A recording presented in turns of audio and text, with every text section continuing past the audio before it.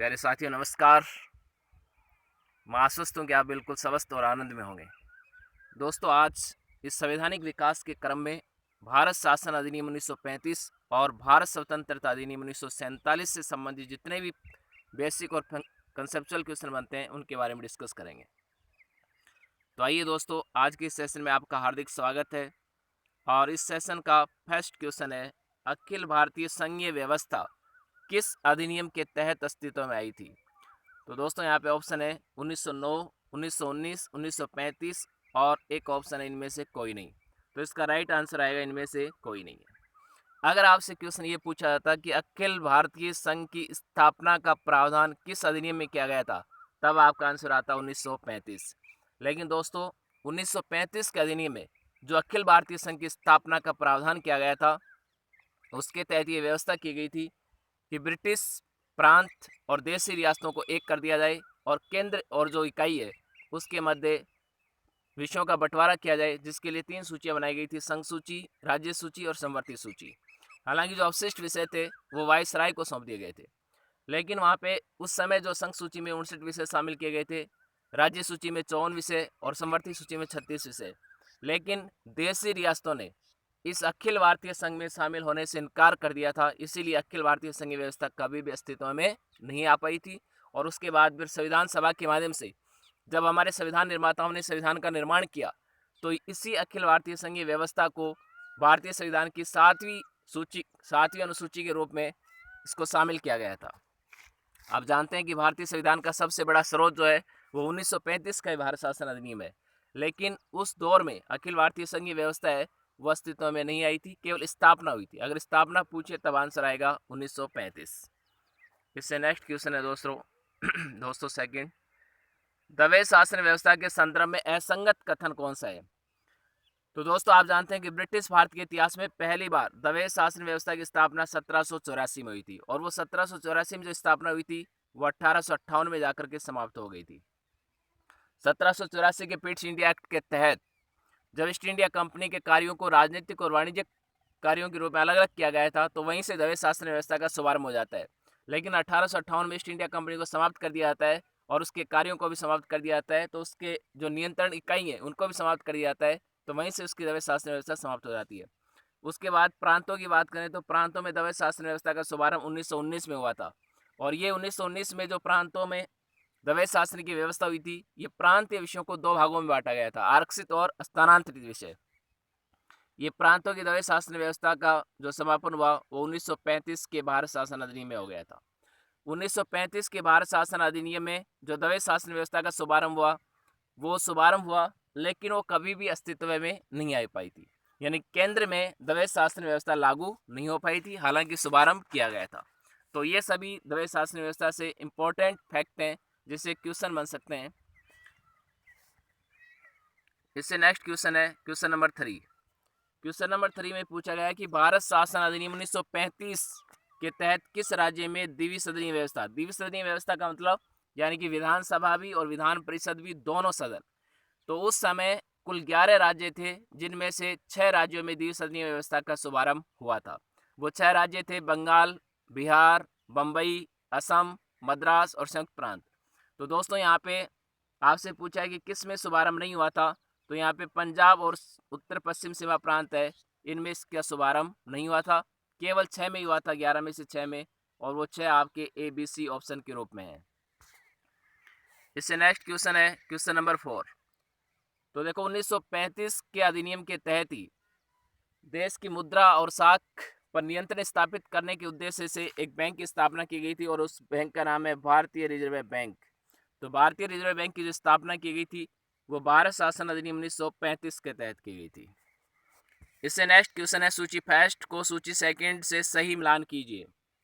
दोस्तों आप जानते हैं कि सबसे ब्रिटिश भारत में पहली बार 1773 के रेगुलेटिंग एक्ट के तहत सुप्रीम कोर्ट के रूप में अपेक्स कोर्ट की स्थापना की गई थी। तो यहाँ पे सर्वोच्च न्यायालय की जो स्थापना की गई थी वो 1774 में, यानी इसका राइट ऑप्शन है डी। ब्रिटिश भारत के इतिहास में पहली बार हाई कोर्ट की स्थापना 1861 के भारत शासन अधिनियम के तहत 1862 में, और एक साथ 3 हाई कोर्ट की स्थापना की गई थी, बम्बई, कलकत्ता और मद्रास। तो 1862 यहाँ पे राइट ऑप्शन है ए।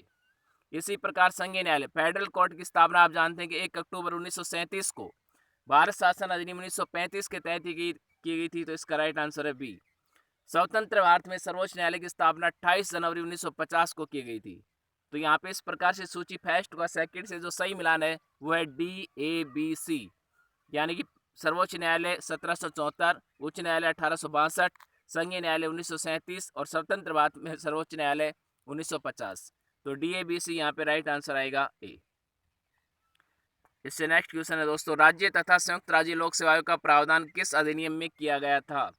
तो आप जानते हैं कि ब्रिटिश भारत के इतिहास में पहली बार सिविल सेवा के लिए अखिल भारतीय सेवा आयोग जो केंद्रीय लोक सेवा आयोग का गठन किया गया था CPSC, और उसके बाद उसका UPSC नाम कर दिया गया। तो केंद्रीय लोक सेवा आयोग का गठन तो 1919 के भारत शासन अधिनियम के तहत ही कर दिया गया था, लेकिन राज्य तथा संयुक्त राज्य लोक सेवा आयोग का जो गठन किया गया था वो 1935 के भारत शासन अधिनियम के तहत किया गया था। तो इसका राइट आंसर है सी। इससे नेक्स्ट क्वेश्चन है, माउंटबेटन योजना कब प्रस्तुत की गई थी?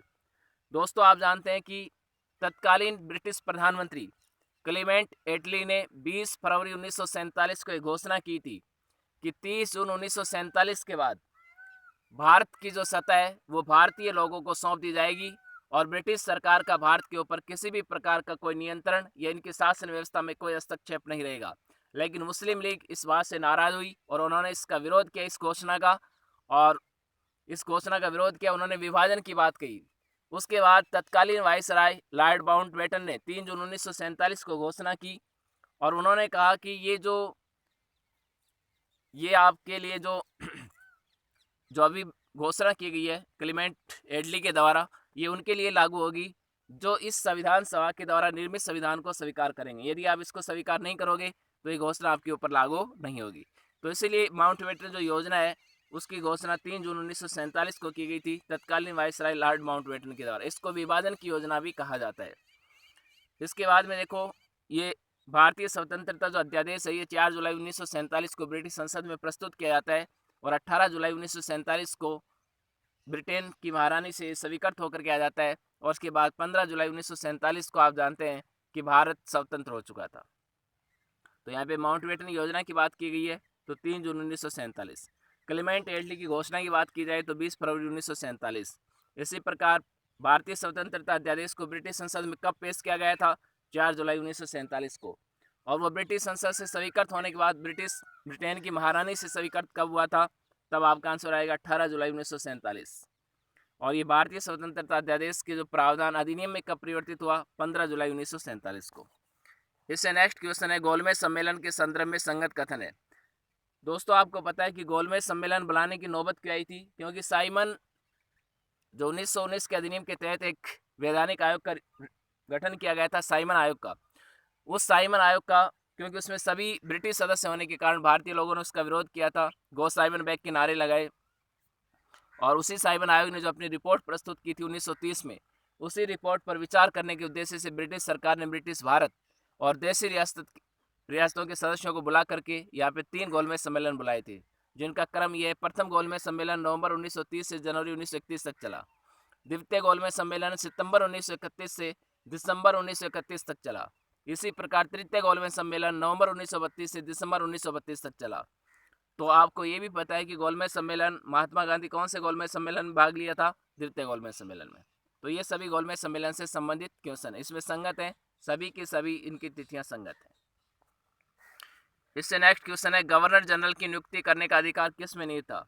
आप जानते हैं कि भारत स्वतंत्रता अधिनियम 1947 के तहत जो वाइसराय था उस वाइसराय का पदनाम बदलकर क्या कर दिया था? Governor general. लेकिन आप जानते हैं कि भारत आज़ाद हो चुका था, आज़ादी की घोषणा हो चुकी थी, तो अब गवर्नर जनरल की नियुक्ति कौन करेगा? भारत की संविधान सभा करेगी, या ब्रिटिश संसद की सिफारिश पर महारानी करेगी, या ब्रिटिश का प्रधानमंत्री करेगा ब्रिटेन का, या फिर ब्रिटिश कैबिनेट की सिफारिश पर ब्रिटिश क्राउन करेगा? तो अब भी गवर्नर जनरल की नियुक्ति करने का अधिकार किसके पास था? ब्रिटिश कैबिनेट की सिफारिश पर ब्रिटिश क्राउन को यहाँ पे इनका क्या था? अधिकार था। तो ये सभी बातें आपको ध्यान रखनी है। और स्वतंत्र भारत का प्रथम गवर्नर जनरल किसे नियुक्त किया गया था? लॉर्ड माउंटबेटन को। उसके बाद स्वतंत्र भारत का प्रथम भारतीय गवर्नर जनरल कौन बना था? सी राजगोपालाचारी। और सी राजगोपालाचारी इसलिए भी इम्पोर्टेंट है कि इसको पहली बार भारत रत्न पुरस्कार से सम्मानित किया गया था 1954 में, और न केवल इसे, इनके साथ सीवी रमन को और डॉक्टर सर्वपल्ली राधाकृष्णन को।